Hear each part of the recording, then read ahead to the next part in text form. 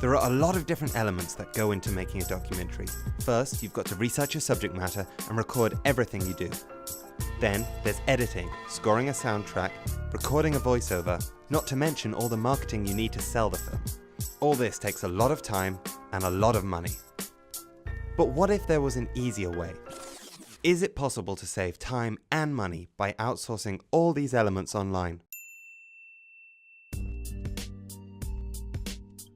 A quick search on Fiverr reveals that I can buy almost everything I need from the website. But how much of the film can I outsource without losing creative control?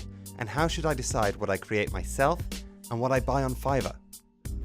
My fear is handing over, for example, poster design to someone for $5 who could well do a terrible job. Am I then contractually obliged in the in the manifesto of the film to keep that poster?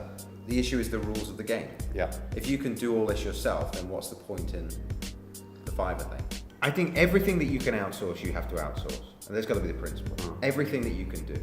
Imagine you were in a world in which you didn't have access to some of the things you do. And you've got to say, everything I can find for $5, I will find for $5.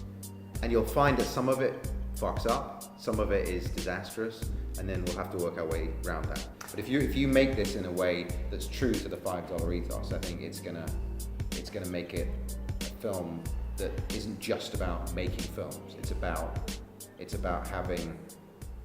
the principle of trying to do huge things with tiny sums of money. And if you cheat, it's going to be obvious. With this in mind, I created 3 rules for making this documentary.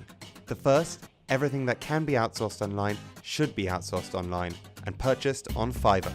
This includes posters, animation, promotion for the film online and offline.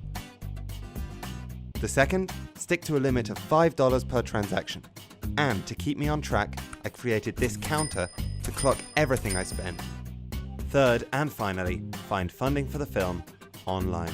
My initial investment of $5 won't take me very far, unless I use that money to reinvest and find more funding for the film.